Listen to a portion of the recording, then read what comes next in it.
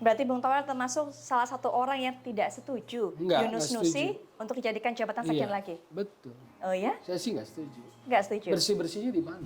Jadi ini bagian dari sebuah perencanaan yang memang sudah rapi gitu loh menurut saya sih. Maka KLB kemarin memprediksinya mudah.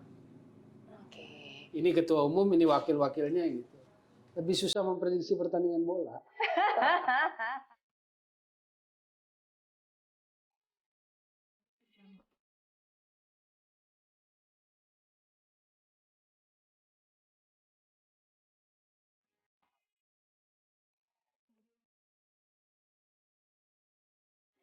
Sobat Sporty, kalau ngomongin sepak bola, menarik ya, dan kayaknya banyak yang dibahas. Nggak cuma pemainnya, nggak cuma klubnya, nggak cuma kompetisinya atau pertandingannya, tapi juga yang nggak kalah menarik adalah induk organisasinya, PSSI. Tahu kan pasti Sobat Sporty, PSSI di setiap tahun atau nggak usah kita bilang setiap tahun deh, kita bilang setiap masa kepengurusan, kayaknya ada aja goyangannya, kayaknya ada aja cobaannya. Tapi meskipun begitu, yang namanya kursi Ketua Umum PSSI, kursi yang panas ini banyak loh peminatnya.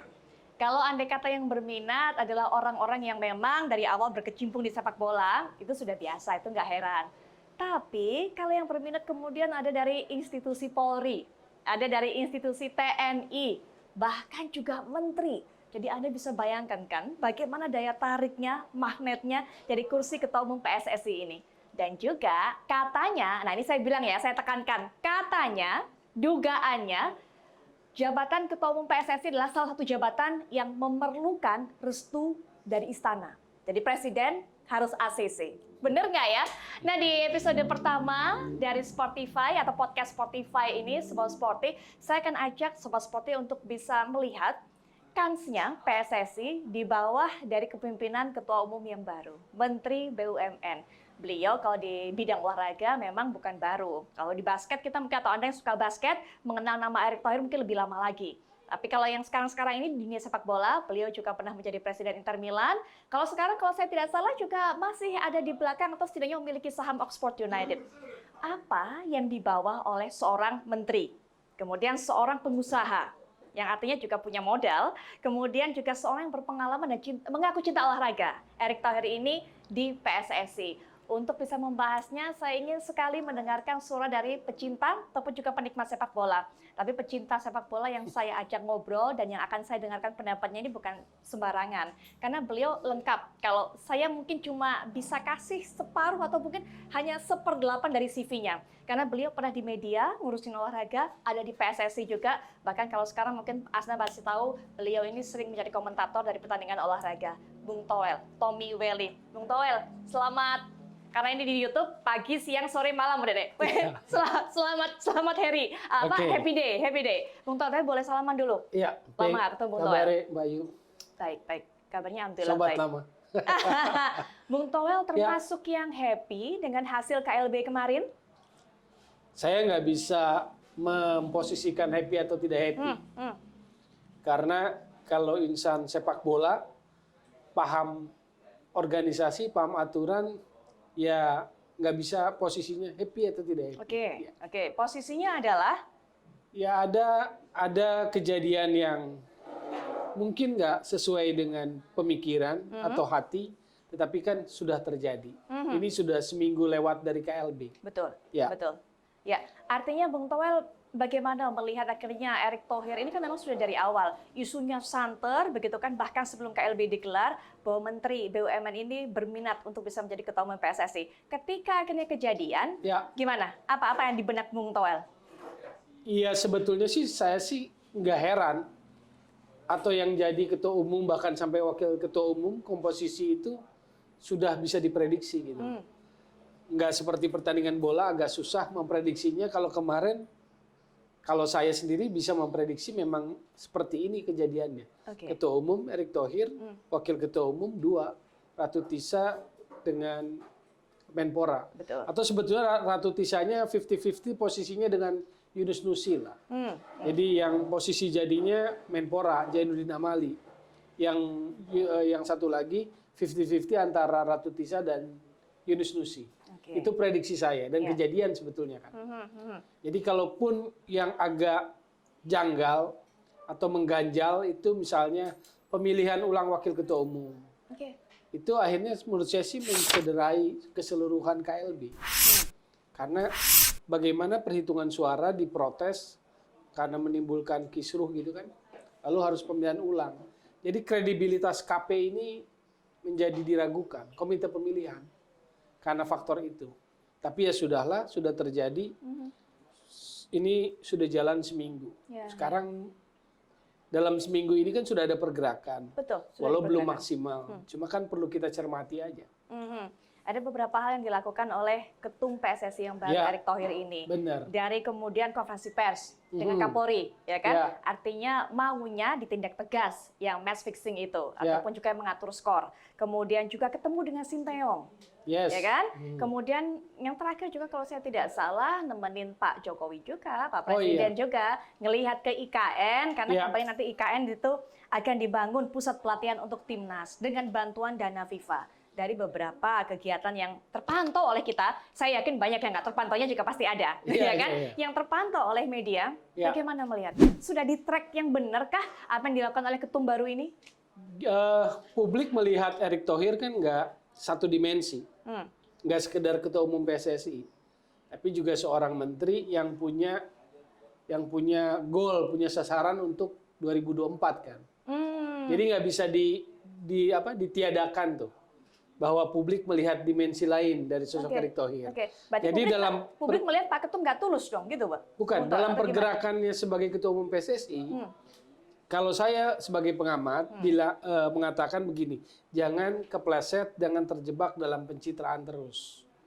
Bahwa menarik menghampiri wasit yang sehari-hari jualan kembang tahu, Iya, gitu iya, kan. iya, iya, iya. Menurut saya menarik, sangat humanis, sangat kuat gitu loh. Tetapi wasit itu kan juga ada banyak macam background. Jadi jangan kejebak itu sih bagus. Tetapi dalam konteks persoalan sepak bola tentang wasit, bukan wasit yang itu yang harus dilihat juga. Kan? Yang mana dong kalau gitu? Yang nakal-nakal juga. Coba lihat dia apa jualan gorengan apa enggak gitu kan. Dan saya yakin mereka nggak jualan gorengan itu yang nakal-nakal itu. Oke, jadi yang beberapa kejadian atau kegiatan Pak Ketum ini selama setelah dipilih, kebanyakan masih pencitraan dong? Ya menurut saya sih konkretnya belum kelihatan. Contoh kartu merah. Bahwa yang match fixing pengaturan skor itu kartu merah kan udah jadi norma. Orang sepak bola tuh paham. Karena sanksinya kan sanksi seumur hidup. Lifetime ban gitu kan. Sanksi mereka yang terlibat dalam pengaturan skor. Jadi ketika ditegaskan kartu merah, itu kan udah norma. Memang bukan hal yang baru gitu. Ya, Sesuatu yang menjadi hukumnya sepak bola gitu. Bahwa menggandeng kepolisian itu juga bukan hal yang baru. ya. 2018 ada Satgas anti mafia bola. Bahkan udah ada satgasnya gitu. Nah, konkret di situnya yang nggak dapat, publik nggak dapat. Mau bikin apa? Kalau kepolisian itu kan hukum positifnya. Ya, Putri. ya. Jadi misalnya kalau ada yang ketangkep entah penyuapan atau apapun lah ya, yang mengotori sepak bola, oke, hukum positifnya polisi. Hukum sepak bolanya apa? Jadi di dalam organ sepak bolanya siapa yang mau bekerja untuk itu? Tim ad hoc apa yang bekerja untuk itu? Sudah dibikin tim ad hoc loh, tapi bukan soal itu. Iya, Bukan soal maksudnya kan harus ada gugus tugasnya. Iya. Nggak usah disebutkan, tapi kan harus ada. Nah, itu satu. Yang kedua, ada ad hoc ya. Betul. Ad hoc infrastruktur, Ya. ad hoc supporter kalau nggak salah. Is oke lah, ada ad hoc seperti itu. Cuma persoalannya menurut saya, langkah pertama yang harus dikerjakan ketua umum, begitu menjabat ketua umum, sekjen. Kenapa sekjen penting? Kan ketua umum exco itu policy, Iya. kebijakan. Kayak tadi strateginya kan kartu merah, pengaturan skor, ad hoc infrastruktur, ad hoc ini. Tetapi yang mengeksekusi administratifnya siapa? Kan sekjen. Kalau butuh SK untuk bikin ad hoc ini kan harus sekjen yang kerjain. Lalu ad hoc itu setelah dibentuk akan rapat dan sebagainya kan harus difasilitasi oleh kesekjenan, oleh sekjen. Jadi menurut saya yang pertama harus sekjen supaya ad hoc tadi bisa dieksekusi. Oke.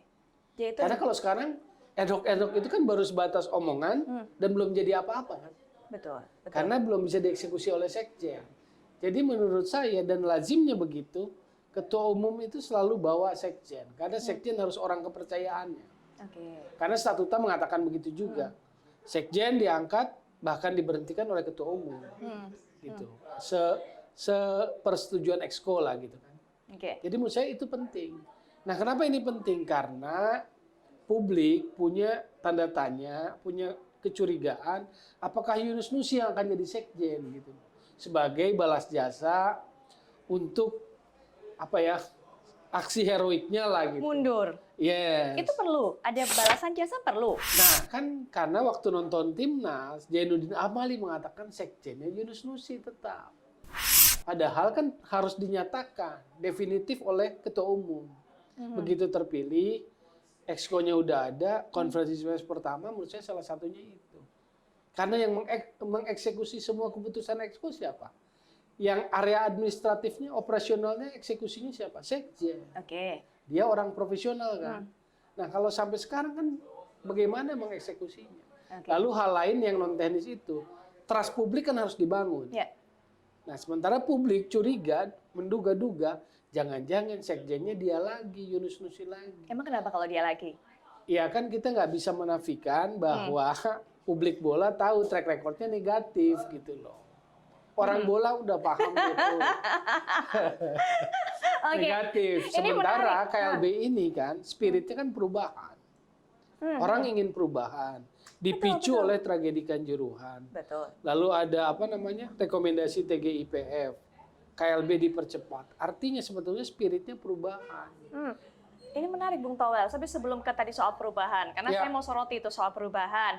Terus niatnya dari ketum yang baru ini untuk bersih-bersih organisasi. betul. Mau bersih-bersih gimana kalau exco-nya banyak muka lama, Yes. apalagi sekjennya juga itu. Tapi Ya. sebelum ke situ, saya sampai ke meneruskan saja melanjutkan apa yang Bung Towel katakan ketika kemudian memonitor kegiatan Pak Ketum, Ya. 2 poin itu catatannya. Yang saya simpulkan, artinya dari kegiatan Pak Ketum ini Ya. tidak ada yang esensial dan tidak ada yang gebrakan. Sebetulnya yang baru kan nggak ada. Iya, itu tidak ada yang gebrakan. Lalu dieksekusinya belum. Baru sebatas istilahnya ucapan wacana. Baik, Kenapa dieksekusi belum? Karena karena sekjennya belum sekjen. ada. Oke, kita berhenti di poin kedua adalah karena sekjennya nggak ada. Tapi adakah poin-poin catatan lainnya?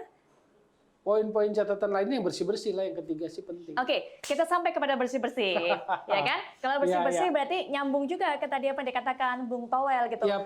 Publik sepak bola tanah air sudah tahu itu gimana track recordnya. Ya. Sudah tahu juga mungkin gimana track recordnya anggota-anggota Exco. Banyak Betul. kan Bung Towel yang muka-muka lama. Ya. Apalagi kalau kemudian sekjennya juga sama. Ya, Terus bersih-bersihnya di mana? betul. Itu yang sebetulnya ditagih kan janjinya. Hmm. Bersih-bersih dari tangan kotor itu ditagih. Hmm. Dari kepimpinan Erick Thohir sekarang.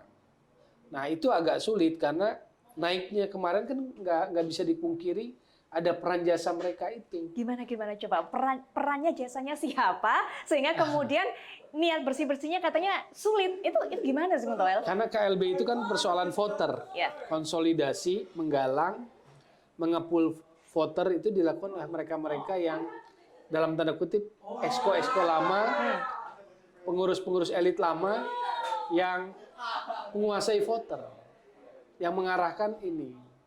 Nah, otomatis kan biasanya ada bargaining kan, ada apa ya, negosiasi kompromi lah. Nah, inilah yang terjadi kan, di gerbongnya masih ada yang lama, Betul. ada yang track recordnya negatif. Tapi saya potong Untuk di situ. sekjen, Saya potong sebentar. Itu yang namanya nego-nego, bargaining itu selalu ada di setiap pemilihan ketum dan sebagainya di PSSI. Selalu seperti itu. ya selalu seperti itu karena penguasaan ya, penguasaan voter ya, Oke. penguasaan voter. Jadi seorang calon ketua umum ketika tujuannya ingin gol sebagai PSSI 1, akhirnya dalam posisi yang sulit, Oke. akhirnya terpaksa. Katakanlah bisa terpaksa atau ya secara pragmatis menggunakan jasa orang-orang ini. Dan itu terulang lagi Terulang. Ya. saat ini. Iya.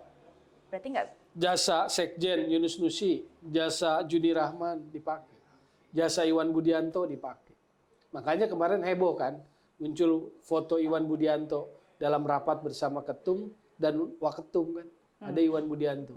Orang mempertanyakan sebagai apa? betul Iwan siapa Budianto. beliau sekarang, Iya. iya kan? Tapi kenapa Iya. kemudian ada di situ gitu kan? Tapi kan foto itu menguatkan bahwa dia terlibat dalam proses itu. Kingmaker lah sekarang, Iwan Budianto. Itu lebih bahaya. Kingmaker itu lebih bahaya Bung Towel berarti. Nah, artinya Bung Towel, kalau seperti itu, Ya. semangat perubahannya gimana kira-kira kansnya?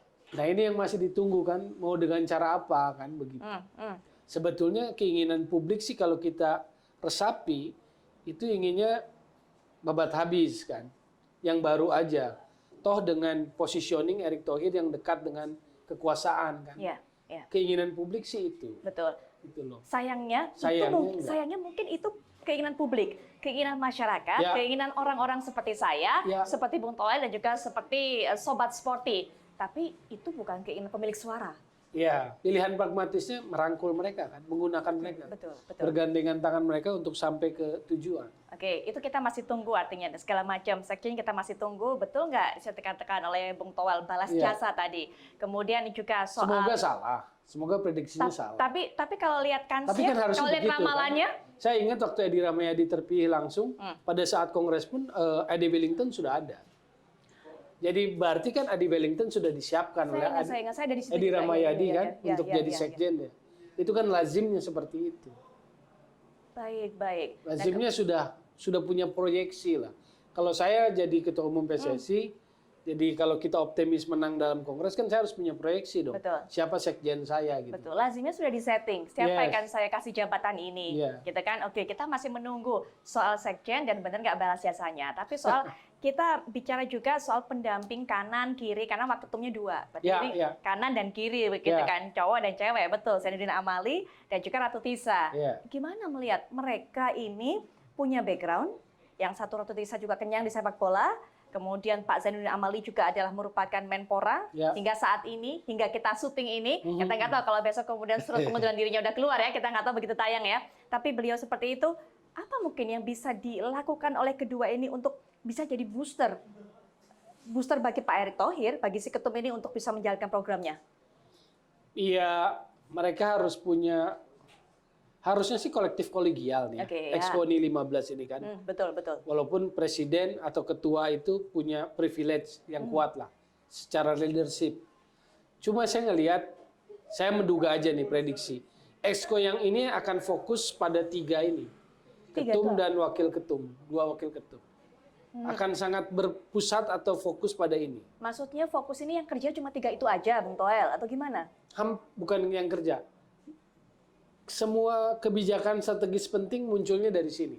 Oh, oke. Kalau saya menduga. Sementara anggota Exco lainnya? Pemanis? Harusnya sih kolektif kolegial. Seharusnya seperti itu. Ya. Nah, tapi kemudian kalau melihat komposisinya kayak sekarang, Ya saya ngelihat bahwa secara proporsionalnya yang paling besar itu. oke. Mereka ya akan ada tapi akan menjadi bagian aja lah. Gitu. Tidak tapi terlalu besar pengaruhnya. Iya menurut saya secara dominasinya akan ada di 3% ini. Kenapa? Apa memang peran Exco itu sebenarnya nggak besar? Atau gimana sebenarnya? Peran Exco besar karena harusnya seperti kolektif itu. kolegial. Itu yang dikatakan kan Bung Toel. Ya. Tapi kemudian kenapa sih yakin itu? Bahwa sepertinya kebijakan-kebijakan yang paling utama ya diambilnya oleh 3 orang ini. Kenapa? Terus bagaimana fungsi yang lainnya? Kalau fungsi sih mereka pasti akan ada di standing committee. Di komite tetap mereka akan masuk. Cuma harus selektif di komite tetap mana yang masuk. Misalnya Juni Rahman, jangan sampai ditaruh di komite wasit dong. Paham kan berarti? Ya masa Juni Rahman ditaruh di komite wasit? Kalau sampai ditaruh di komite wasit kan udah makin aneh aja gitu. Nah menurut saya di situ mereka akan mencoba membagi kamar-kamarnya di situ. Jadi kalau Kepada exco itu. Mereka akan taruh mereka di komite-komite tetap itu kan, standing komite kan. Oke. Jadi di situ mereka akan bagi komitenya. Dugaan saya. Dugaan saya seperti itu. Dalam konteks untuk itu tadi meminimalisir kotor itu di situ. Karena kalau bersih itu kan, apa? kalau bersih-bersih kan masuk. Orang yang dianggap kotor itu kan masuk. Ya, ya. Berarti kan harus dilakukan meminimalisir kotor kan. Ya, Gitu ya, loh. ya, betul, betul, Iya betul. kan? Ya. Berarti dia akan atur di mana itu porsinya. Supaya enggak ini. Kan ibaratnya Erick Thohir lokomotif. Gerbong keduanya waketum. Gerbong lainnya kan exco.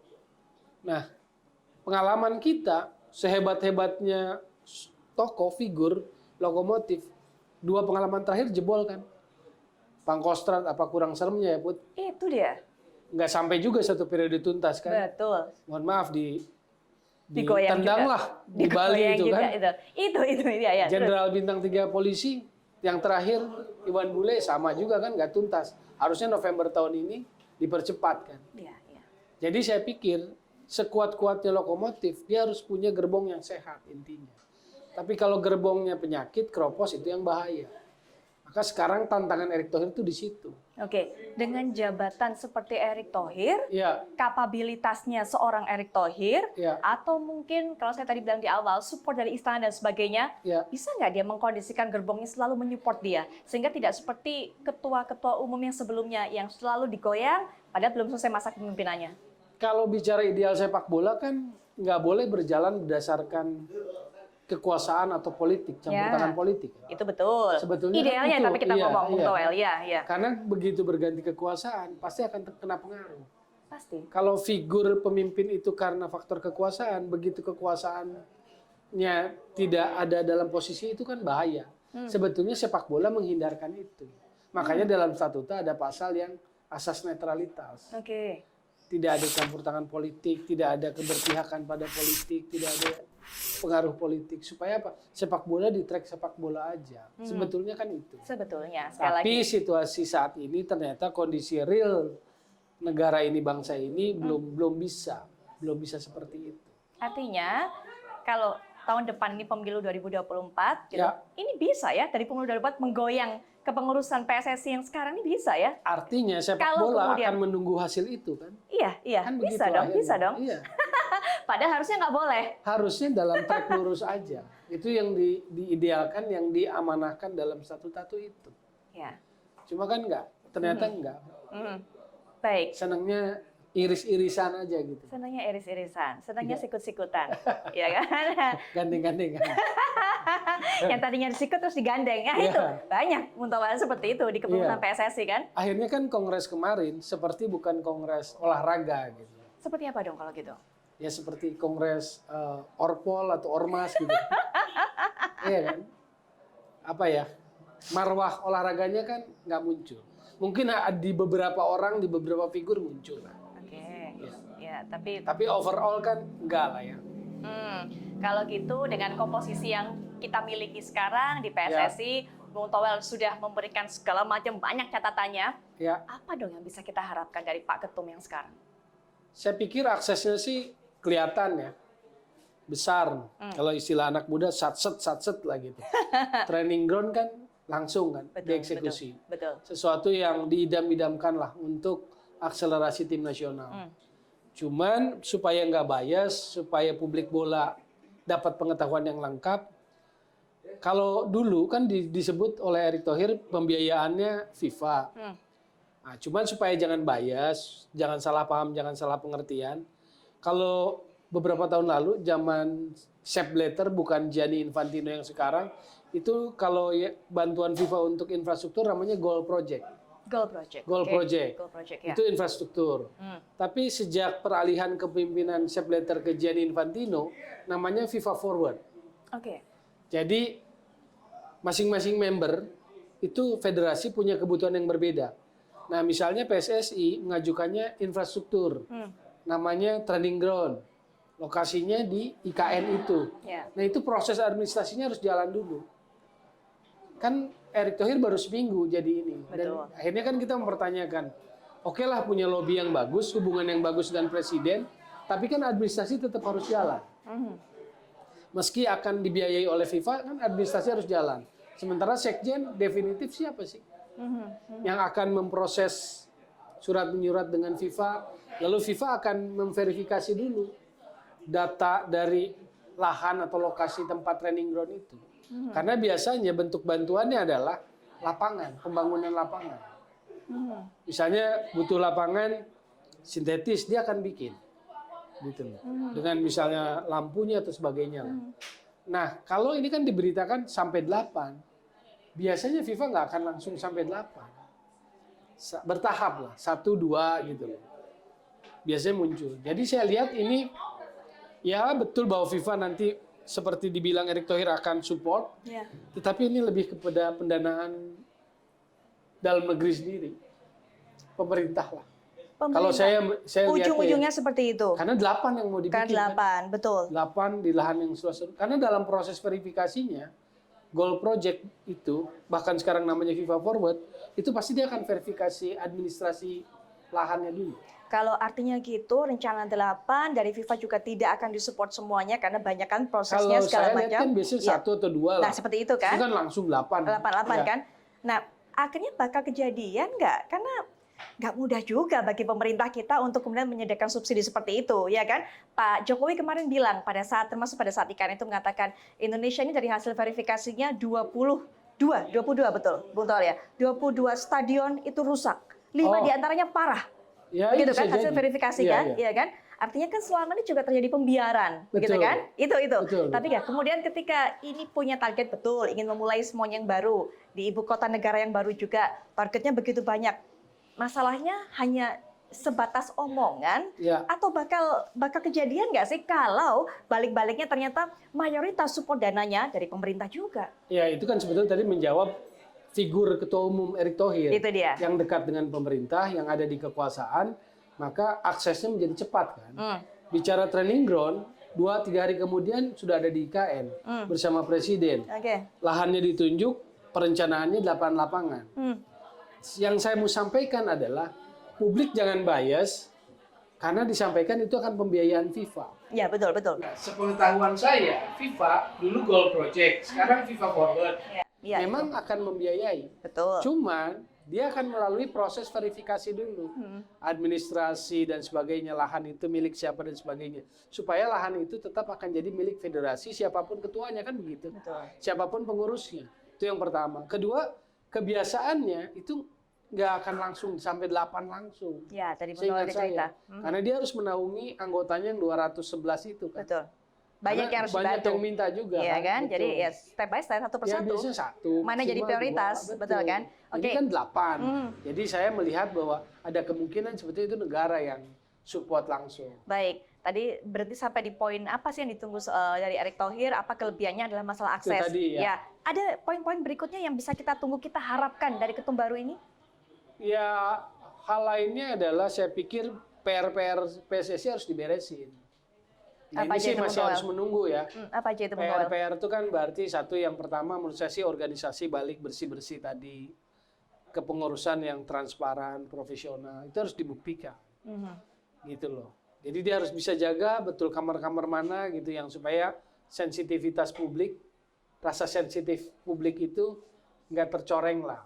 Ketika bersih-bersihnya pun kan nggak bersih-bersih banget juga nih gerbong yang ikut sekarang kan nggak bersih-bersih banget. Itu yang pertama organisasi. Yang kedua kompetisi lah. Integritas sepak bolanya. Supaya kompetisi marwahnya publik trust pada hasil kompetisi. Itu harus menurut Terus saya. apanya dari kompetisi ini harus diperbaiki? Ya itu tadi integritas sepak bolanya kaitannya berarti pengaturan skor. Oke, Kalau teknisnya soal wasit. wasit ya. Kalau wasit nakal ya tinggal ditindak. Banyak yang nggak ada lisensi juga bukan sih, Bung Toel? Kalau wasit pasti harus dong. Wasit sih kalau soal lisensi harus. Tapi Karena itu realitanya strategi. sebenarnya Iya. harus ya, memang Iya, sudah iya. oke.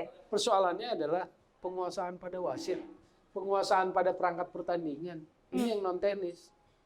Ini yang sebetulnya yang harus dibersihkan itu. Selama ini masalahnya apa dong kalau gitu? Penguasaan apa? Tidak bisa Perangkat dikuasai. pertandingan wasit dikuasai oleh oknum elit kepengurusan, gitu. Sehingga kemudian dia nggak bisa mengimplementasikan memimpin pertandingan itu secara seharusnya. Jadi mereka di-backingi oleh oknum elit Iya, PSSI. iya. Sehingga kemudian Itu wasit yang ini, disebut tangan-tangan kotor, itu yang disebut Oke. mafia itu. jadi wasit ini itulah yang membuat mereka akhirnya ya nggak ada beban, merasa nggak apa-apa kok ada backingan, sehingga kemudian mempraktekkan apa segala macam di lapangan saat pertandingan berlangsung. Beban sih mungkin ada ya, cuman dia nggak punya pilihan selain menuruti permintaan itu. Karena posisinya sangat lemah, posisinya terancam. Kalau dia menolak, dia sudah pasti nggak akan dapat tugas lagi. Artinya karir wasitnya dia akan selesai. Dan itu banyak terjadi. Iya. Wasit-wasit yang akhirnya terpaksa merestui, Itu terpaksa bahasa melakukan kenyataan yang beredar begitu kan. karena dia takut, karena Iya. dia terancam. Karena dalam teori match fixing, integritas sepak bola kan, sepak bola itu harus punya integritas kan begitu kan. Salah satu yang bisa mengotori virusnya kan match fixing, pengaturan skor. Pengaturan skor itu bisa ada dua motif. Oke. Pengaturan skor karena betting industry, karena rumah judi. Itu udah penyakit sosial lah, global lah. Semua orang bisa main dengan rumah judi kan.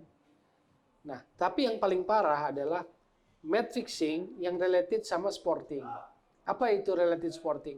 Jadi pengaturan skor karena motif supaya nggak degradasi, supaya bisa promosi, supaya bisa juara. Nah, biasanya keinginan-keinginan itu butuh pengawalan. Butuh dijaga, butuh dikawal supaya nggak degradasi, supaya bisa promosi, supaya bisa juara itu butuh dikawal. Pengawalan ini kan butuh rentetan pelaku, mulai dari wasit, yang ngurus wasit sampai yang jagain wasit kan gitu. Nah itu bahayanya match fixing itu kalau udah sampai masuk ke dalam rumah, ke dalam rumah sepak bola. Yang ngurus wasit dan yang jagain wasit adalah ya itu pasti ke oknum dalam PSSI kan? tadi. Iya. Masih ada Kalau nggak? saya exco, Ya.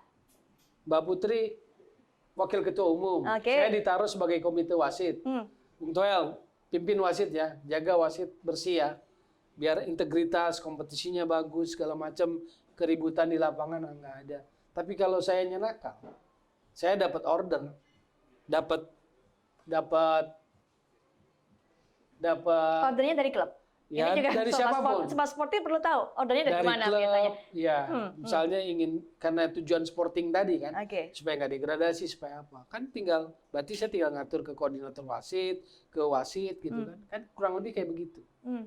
Nah ini yang match fixing yang bahaya. Maka penting bersih-bersih organisasi itu dari orang-orang nakal yang begitu. Balik lagi ya, yang memanfaatkan kekuasaannya untuk hal-hal yang mencederai sepak bola. Masalahnya Bung Toel, Bung Toel ini kan tahu nih apa yang terjadi di lapangan. Oknum-oknum yang tadi itu, yang menjaga wasit, melindungi wasit, masih ada nggak di PSSI yang sekarang? Ada. Kemarin nggak kena bersih-bersih segala macam? Ada. Masih ada di posisi pentingnya? Ya, maksudnya kan kalau komitenya belum ditetapkan. Betul, komite belum, ya. Tapi di posisi elit ada. Termasuk salah satu nama yang Bung Toel singgung tadi. Contoh itu. Maksud saya begitu. Jadi match fixing itu harus dipahami betul. Match fixing related sporting. Bahasa sederhananya pengawalan, minta dikawal. Kalau minta dikawal sampai ke headquarter dong. Tapi kalau headquarternya bocor masuk ke dalam rumah kan udah nggak karuan. Maka wasit itu sebetulnya hanya pion. Kalau wasit nakal menurut saya gampang, grounded aja. Kasih sanksi aja. Pernah nggak itu dilakukan? Karena kan ke PSSI punya nih komite sanksi dan sebagainya kan? Komite disiplin. Komite disiplin maksud saya, komdis ya. Pernah nggak hal itu? Karena kalau Bung Toel bilang kan kalau yang masalah wasit ya tinggal di grounded aja gitu kan. Nah pernah nggak kemudian ketika melihat selama ini nih wasit-wasit nakal begitu kan? Catatan wasit nakal itu kan pemeriksaannya apakah karena nakal dia lalai atau memang sengaja dia nakal sendiri. Atau nakal itu karena dipesan, kan harus diinvestigasi. Dua yang terakhir deh, itu ada nggak selama ini investigasi sampai mengetahui bahwa? Sampai atas jarang. Berarti selama ini putus di tengah? Putus saja, paling wasit yang jadi ininya sanksi. Wasit sanksi? Sanksinya pun sanksi publik atau ada sanksi administrasi dari Kalau sepak bola, sanksinya kan pasti nggak boleh memimpin, tidak terlibat aktif gitu kan. Hanya sebatas itu? Hanya sebatas itu. Harusnya ada yang lebih, harusnya terus dicari, telusuri sampai akarnya. Harus lebih tegas sih. Nah kalau persoalannya jaringan itu, karena kalau yang namanya match fixing itu kan organized crime, disebutnya organized crime. Jadi tidak melibatkan satu orang, tetapi melibatkan organized gitu loh. Jadi kalau misalnya pelakunya ya bisa aja di situ dari lapangan dulu. Kan pertandingan bola di lapangan kan. Betul. Kalau kita bicara match fixing nih, wasit bisa aja, ada juga pemain bisa saja. Ada pelaku-pelakunya dari situ. Nanti ada yang misalnya runner-runnernya di dalam stadion. Yang katanya suka kasih kode atau apapun gitu kan. Kodenya apa Bung Toel? Jadi biar kita di stadion kita jadi tahu. Tapi saya pernah tahu memang cerita dari salah satu wartawan senior memang cerita banyak sekali kode-kodenya. Nah pengawalan paling tinggi ya dari atas lah. Kan begitu. Nah, kalau Anda kata tadi sudah 2 poin soal akses, kita harus berharap soal kemampuan Pak Ketum untuk bisa bersih-bersih, kita berharap mendeteksi yang seperti itu ya. Mendeteksi seperti itu. Mendeteksi seperti itu, berani melakukan tindakan. Kalau ada hal seperti itu diinvestigasi dong, diinvestigasi sampai atasnya dong, dan berikan sanksi yang tegas gitu dong. Niatnya kan ada kartu merah. Cuma saya nggak ngelihat konkretnya diapain tuh kartu merah itu. Organnya siapa yang bertugas. Tentu nggak usah dipubliskan, tapi harus ada. Oke. Gitu, Ada kan. poin-poin lainnya di mana kita masih bisa berharap sepertinya dengan Pak Ketum yang baru, apalagi kalau lihat bisnisnya mungkin membuat bisnis sepak bola kita jadi lebih jalan, mungkin lebih menguntungkan, seperti apa? Kalau Soal bisnis kan kompetisi? harus mandiri ya. Maksudnya gini, klubnya harus didorong lebih mandiri. Kalau operator liga itu ya lebih sehat aja. Misalnya dia lebih transparan dalam hal hak siar sponsor, sponsorship dan sebagainya. Lalu ya klub mendapatkan hak yang sepatutnya lah. Karena kalau sekarang kan kadang istilahnya subsidi gitu. Bagaimana mungkin istilahnya subsidi sementara operator liga itu berbentuk PT gitu kan? Harusnya itu kan adalah pembagian keuntungan harusnya. Ini kan subsidi dan semua pukul rata gitu kan per musim. Ya, ya. Jadi menurut saya sih belum pada positioning bisnis yang optimal lah buat klub-klub. Klub sendiri Selama harus ini. didorong jadi klub yang lebih profesional. Baik, selama ini kan. Ya, ya. Nah, dengan adanya kemudian seorang Erick Thohir, Ya bisa nggak mudah-mudahan karena court-nya kan background-nya bisnis ya? kan. Itu dia. Semoga industrinya bisa dia sentuh gitu juga. Penempatan orang yang tepat juga di operator liga lah. Ada pengaruhnya kah dengan jabatan beliau sebagai Menteri BUMN, setidaknya sampai sekarang juga ini perbincangan kita berlangsung, adakah kemudian menggerakkan BUMN atau seperti apa begitu, Bung Toel? Untuk berikutnya, Sebetulnya kan untuk kelihatan, kompetisi sebetulnya usia dari muda sekarang. atau apa gitu.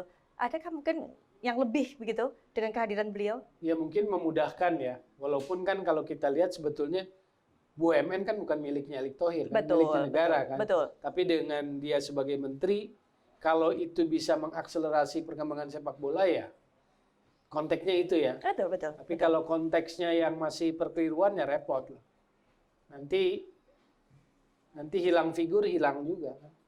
Ya. Nggak ada sustain-nya itu loh. Iya, itu yang Sustain-nya nggak ada kan repot. Industrinya nggak jalan juga. tergantung orangnya. Tidak ada program berkelanjutan. Kan Iya. selalu itu kan Iya. yang jadi masalah Iya. di kita dalam apapun gitu. Betul. Ada lagi hal lain mungkin yang bisa kita harapkan dari Pak Ketum baru? Saya pikir karena ini satu periode pertama dulu, 2023-2027, maka fokus saja pada pembenahan organisasi, kompetisi yang menimbulkan rasa percaya publik, tentu bicara tentang integritas sepak bola, melawan match fixing, pembenahan wasit kan begitu kan, pembenahan pengurusnya juga, yang ngurus wasit juga harus dibenahi. Yang ketiga timnas saja menurut saya. Nah, kalau timnas gimana? Timnas ya Kan tuh ngobrol sama Sinteyong tuh, walaupun saya nggak tahu, saya nggak dapat bocoran. Mungkin betul dapat bocoran apa yang diperbincangkan oleh mereka? Karena selama ini kan di media tidak terlalu dibuka kan, ya gitu-gitu aja standar, makan malam dan sebagainya. Betul mungkin dapat bocoran. Mereka ngomong apa sebenarnya? enggak sih, kalau bocoran saya juga nggak dapat. Cuma kan persoalannya begini, Sinteyong ini kontrak berakhir di akhir tahun ini. Akhir tahun. Jadi menurut saya sih dengan apa yang sudah dikerjakannya, kalau diputus sekarang akan jadi beban buat federasi. Kompensasi kontrak, pemutusan kontrak kan. Ya. Tapi kalau katakanlah dengan segala tren yang terjadi sekarang, menurut saya sih mendingan selesai kontrak ya selesai dengan Sinteyong. Iya, karena belakangan kan mulai banyak keluhan. Ada sudah 3 tahun dia di sini, ada polemik yang menurut saya nggak perlu dengan Apa contohnya? pelatih klub dengan Persija, Thomas Doll, soal Melepas pemain. ya melepas pemain dan jadi polemik yang kurang bagus. Oke, harusnya nggak perlu kayak gitu. Harusnya Berarti nggak perlu. harusnya yang legowo itu timnasnya atau pelatih klubnya? Ya dua-duanya dalam standing posisi yang oke. Cuma kan persoalannya berarti komunikasi kan. Dan menurut saya komunikasi adalah problem.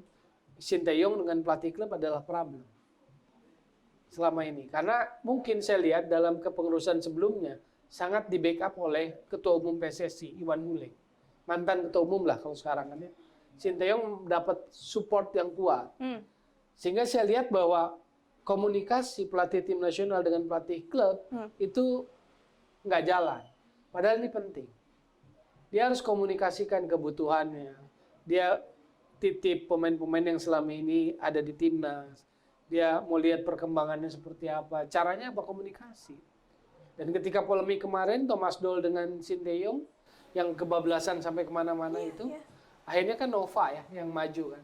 Jadi buat saya juga kurang respect lah. Dalam konteks nilai olahraga, dia harus tunjukin. Dia harus jaga nilai itu. Oke lah dia tersinggung disebut badut dan sebagainya, tapi jangan di situasi yang istilahnya cuci piring kotor, Nova Arianto yang maju gitu. Jangan, kalau menurut saya gitu loh. Jadi belakangan saya lihat terlalu Apa? Terlalu makin banyak jumawa. mengeluh lah. Kalau menurut saya sih. Mulai rewel. Mulai rewel, ya. Karena yang kemarin di backup penuh oleh mantan ketua umum Ya. yang kemarin. Kalau yang sekarang Asumsi saya begitu, saya kalau- melihatnya. Kalau yang sekarang kan waketum yang sekarang juga punya andil besar mendatangkan Ya. beliau katanya ke Indonesia. Artinya bisa juga di backup lagi. Artinya kalau rewel-rewel lagi ya sudah pro ke pelatih timnas dong. Gimana Bung Toel? Makanya kalau dari sisi efisiennya, efektifnya, putus sih enggak lah.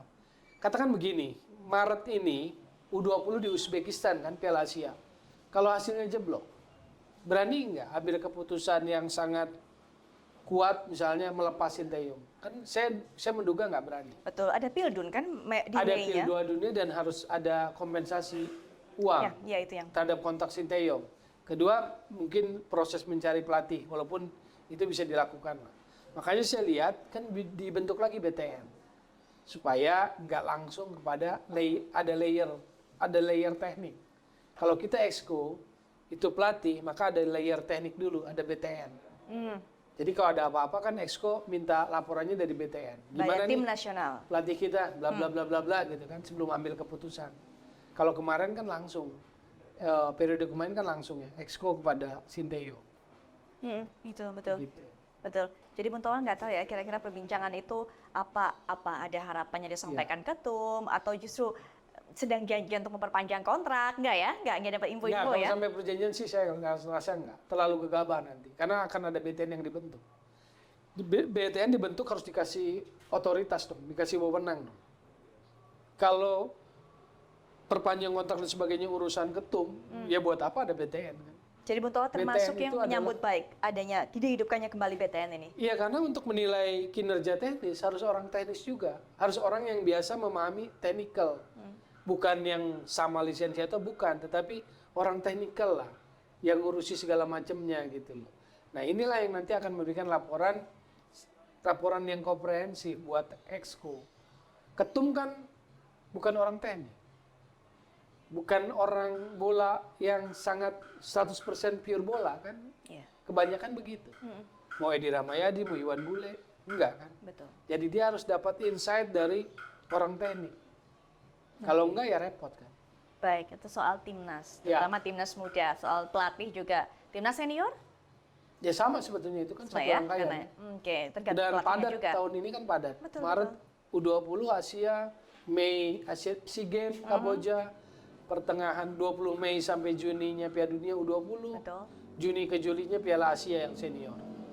Jadi sebetulnya ini transisi yang nggak mudah buat pengurus yang baru. Karena apa? Karena tantangan event buat timnasnya berat semua. Oke, mereka mendapatkan tugas yang baru di masa ini, di Yes. masa kalender pertandingannya, kalender kompetisi atau apapun itu, laga timnasnya cukup padat. Ya, dan pasti ada pendekatan yang berbeda kan. Mantan ketua umum dan ketua umum yang sekarang. Kalau saya melihat mantan ketua umum Iwan Bule punya pendekatan yang cukup kuat pada timnas. Ke pemainnya, ke pelatihnya, ke pelatih, ke timnya, pemain. keseluruhan. Ya. Oke. Karena dia memposisikan sebagai bapak untuk anak-anaknya. Kan begitu. Hmm. Terlepas dikritisi oleh netizen, oleh publik, dianggap lebay ataupun pencitraan. Tapi sebetulnya memang dasarnya dia memposisikan sebagai bapak. Makanya dia punya hubungan yang baik kan. Karena dia ingin memastikan kebutuhan timnas itu tercukupi sebelum mereka bertanding gitu. Atau dalam mereka menghadapi sebuah event. Itu pendekatan Iwan Bule begitu, kebapaan. Nah, seorang Erick Thohir pasti punya pendekatan yang berbeda. Karena personalitas orang kan berbeda-beda. Nah, ini menurut saya juga masa transisi buat timnas. Karena dari kemarin mendapatkan perhatian yang dalam tanda kutip berlimpah dari seorang bapak, sekarang kepada seorang Erick Thohir yang pasti personalitasnya berbeda. Bung Toel bisa memprediksi dengan melihat sosok Erick Thohir seperti apa nantinya kira-kira gaya pendekatannya Yang ke pasti timnas? bukan kebapaan. Kan? Kalau saya lihat itu bukan Bung Toel kebapaan. yakin seperti itu? Iya, tipikalnya bukan kebapaan. Karena kalau bicara soal tim, Bung Toel jadinya Pak Ketum juga cukup lama ada di Satria Muda. Betul. Artinya dia juga tahu bagaimana memberikan treatment kepada pemain, Yes. ya kan? Tapi pasti Gitu. berbeda kan, Iya. caranya, triknya berbeda. Nah maksud saya itu situasi yang transisi buat pemain-pemain timnas atau tim nasional. Karena ada pendekatan yang berbeda, ada sentuhan yang berbeda. Nah kecenderungannya pemain-pemain kita masih Mas, non teknis itu buat pengaruh buat Besar pemain. ya, Iya besar kan? ya. Iya. Senang mereka dianggap punya apa? Seneng. Ada punya bapak itu senang. Iya. Harus digandeng begitu ya mungkin tipe-tipe pemain kita Disamperi ya Mas kan, ya. ditanya apa gitu kan, maunya apa. Diberi semangat. Bahkan sampai menurut saya sih kan Sadi Ramdhani aja udah bisa berani teriak bonus kan. Saking Saking cairnya kan. Berani bilang bonus Pak katanya gitu Kira-kira kan. berani nggak ngomong gitu ke Ya seketum kan? yang sekarang? Ya kalau soal uangnya kan pasti ada aja, persoalannya berani nggak berani Nah aja. itu kayak berani nggak gitu kan? Makanya soal pendekatan aja ini. Ini hal lain lah, non teknis lah. Oke, Ketika ada agenda pada targetnya pada tim nasional, ada pergeseran perubahan dua model ketum gitu. Oke, baik. Ini bukan benar salah ya. Iya, bukan benar betul, salah. betul. Ini soal Bukan pendekatan. bukan benar salah, bukan. Tapi gaya pendekatan, ya kan? Yes. Mana yang lebih cocok, mana yang iya kan, Iya. gitu. Bukan benar salah gitu. Iya. Kadang-kadang juga ternyata benar atau cara Iya. yang tepat adalah jangan jaga jarak dengan pemain supaya pemain disiplin. Itu juga kita kan nggak tahu gitu kan, Bung Toel. Tapi ya kita harapkan ketum baru dengan bekalnya, pengalamannya, Iya. tahulah bagaimana cara memberikan treatment Betul. sehingga pemain ya termotivasi, Iya. gitu kan? Nggak Transisi ini gimana diatasi supaya nggak terlalu gimana. kan, itu gitu ya ya. betul. Baik kepada Sinteyong maupun kepada pemain timnas. Oke, itu yang Itu sih pandangan saya lah. Oke, Karena saya ngelihat yang sebelum ini Iwan Bule memang strength point-nya di pendekatan dia kepada timnas. Saya jadi ingat sebenarnya, ini saya jadi ingat kemudian ketika masalah tuntutan untuk Iwan Bule mundur, banyak kan kemudian para pemain yang bersuara, gitu kan, mereka membackup Ya, Pak ya. Iwan Bule. Saya jadi ingat itu yang gerakan Juruhan. Ya makanya kan saya bilang gini, terlepas bahwa publik netizen ataupun kritikus bilang bahwa lebay pencitraan, dia kan nggak berubah, tetap konsisten begitu Oke. dalam perhatiannya pada pemain timnas. Oke. Artinya memang itu pilihan dia, pilihannya Iwan Bule untuk jadi bapak buat timnas. Baik. Karena dia menganggap itu anak-anaknya. Dan dia nggak mau anak-anaknya bertarung sendirian. Nah itu pendekatannya kan. Nah pendekatan itu buat saya sih jalan semasa kepemimpinan Iwan Bule. Artinya itu kalau kita harus kasih checklist ya strength point-nya Iwan Bule. Ya, oke. Tapi dalam hal dalam hal organisasi penguasaan member, kalah sama sekjennya, mohon maaf. Kepada Asprof, kepada apa, kalah. Makanya di KLB kan dengan sangat mudah di KLB kalau menurut saya sih. Dengan sangat, karena itu tadi, karena cengkramannya kurang kuat kepada Ya daerah-daerah, pemahaman ya sepak kan? bolanya kan ada timnas, ada kompetisi, ada development, ada penegakan hukum, ada member organisasi. Nah, poin yang terakhir organisasinya itu, kuat. ya. Iya. Tidak dalam penguasaan. Iya, dia nggak cukup harus merangi.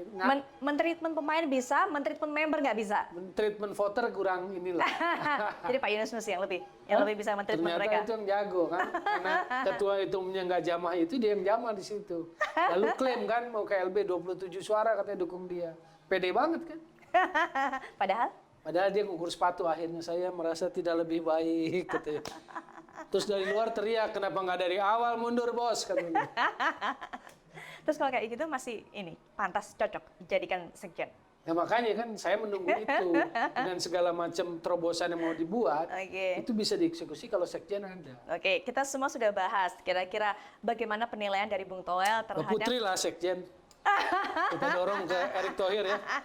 Harus cewek sekarang. Justru kita ada orang Bung Toel yang Harus cewek, kenyang makan asam garam. Tapi tadi Bung Toel sudah berikan penilaian terhadap bagaimana aktivitas kegiatan dari Pak Ketum ini beberapa hari setelah ia terpilih.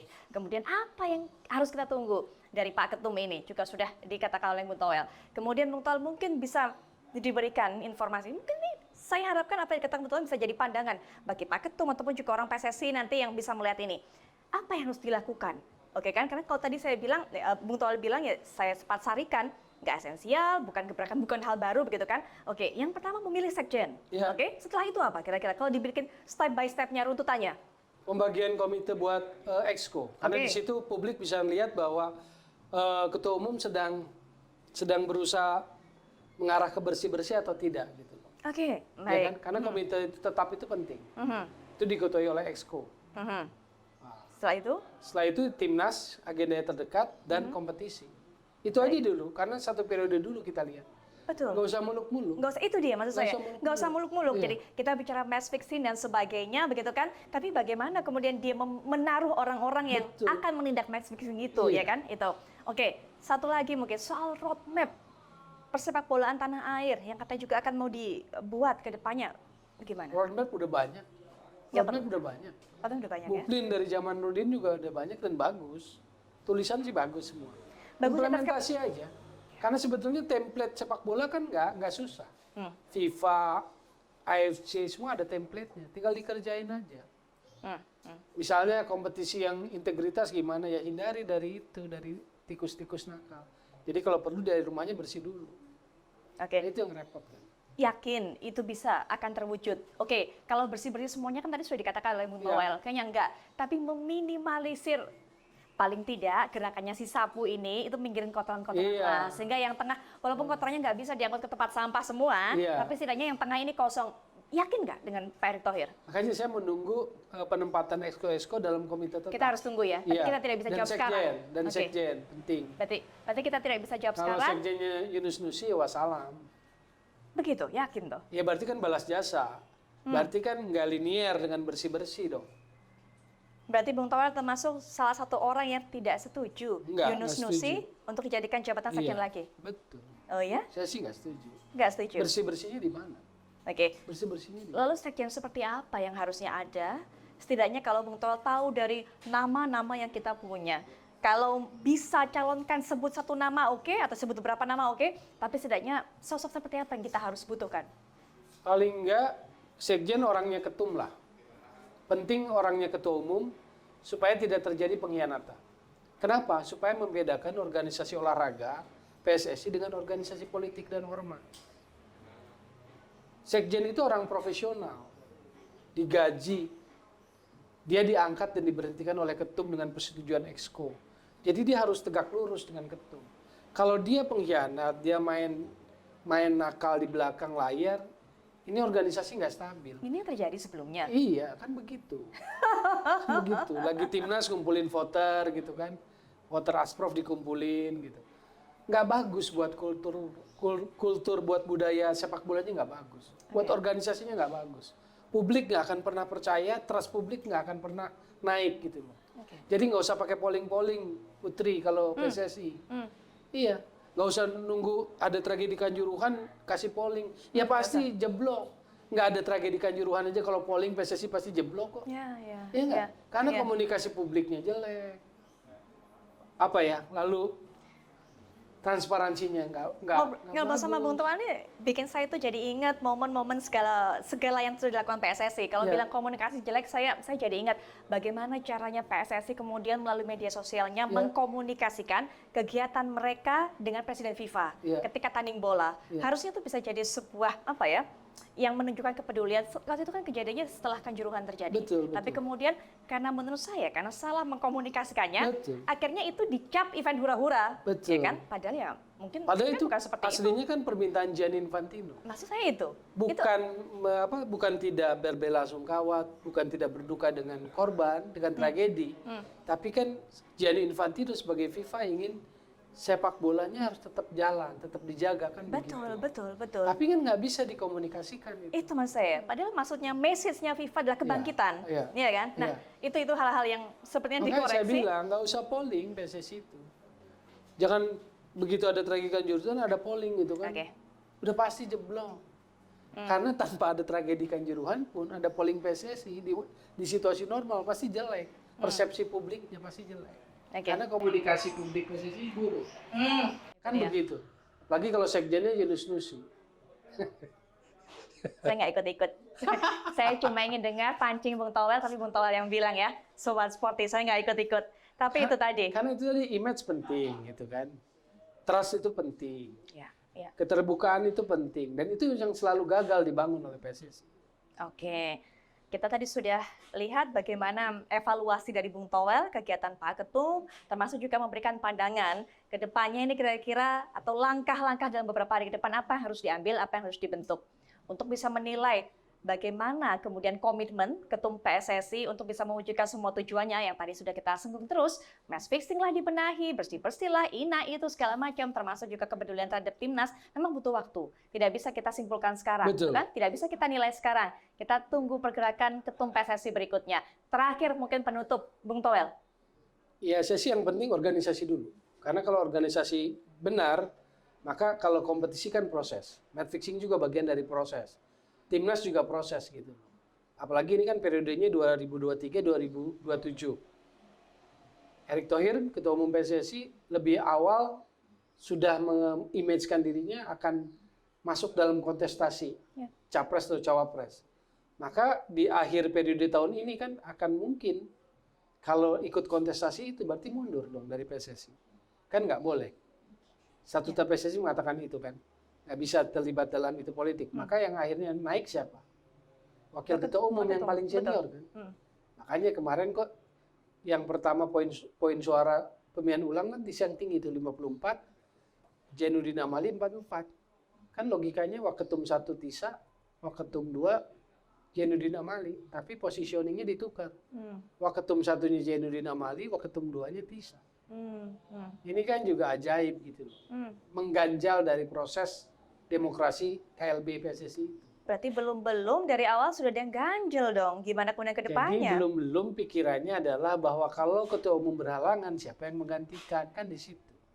Sudah kepikiran tuh ya gitu tuh ya. Makanya Menurut mau Bung Toel? mundur dari Menpora. Menurut Bung Toel gitu ya. Kalau saya mau jadi menteri. Sudah diproyeksikan gitu ya. Bung Toel? Enggak, logika umum dari sejak kita kecil kan, kita maunya jadi menteri dong, pembantu presiden kan. Ini dari menteri malah jadi waketum kan. Kalau jadi pemimpin cabur pun saya yakin kalau disuruh presiden jadi menteri pasti lepas caburnya kan. Jadi menteri kan. Betul. Ini mau mundur kan, mau lepas. Apalagi Mei SEA Games loh. Dia kan induknya bapaknya semua cabang olahraga. Kasihan dong cabur lainnya. Betul. Kalau dari sisi itunya. Jadi Dari logika normalnya. Jadi ini bagian dari sebuah perencanaan yang memang sudah rapi gitu loh menurut saya sih. Maka KLB kemarin memprediksinya mudah. Oke. Ini ketua umum, ini wakil-wakilnya gitu. Lebih susah memprediksi pertandingan bola. Oke, perencanaan yang sudah rapi, sudah matang kalau kata Bung Toel. Tidak terbendung lah. Tidak terbendung. Ya. Oke, dan semoga yang kita harapkan juga apa yang disusun oleh para pengurus PSSI yang baru ini juga cukup rapi, tapi tidak hanya sebatas di atas kertas. Yes. Karena kita pengen nggak kayak pengurus-pengurus sebelumnya mungkin yang juga menuai hujatan dari para pecinta sepak bola kan. Jadi janjinya dibuktikan. Apa yang masuk programnya itu dibuktikan. Termasuk komitmennya tadi dari berbagai macam hal yang sudah sempat saya katakan, Bung Toel katakan juga. Jadi Bung Toel, terima kasih Sama-sama, sudah bincang Putri. di podcast Spotify yang pertama. Yes. Jadi kita akan tunggu dulu, kemudian nanti sampai beberapa saat, insya Allah kita akan ngobrol lagi. Siap. Kita akan evaluasi lagi bagaimana kinerja dari Pak Ketum dan Ya. juga semua dari yang ada di PSSI. Gitu Baik. ya, Bung Toel. Terima kasih, Bung Toel. Ya. Sampai ketemu tentunya di bincang ataupun juga di podcast Spotify episode berikutnya. Saya Putri Villa pamit, sampai jumpa.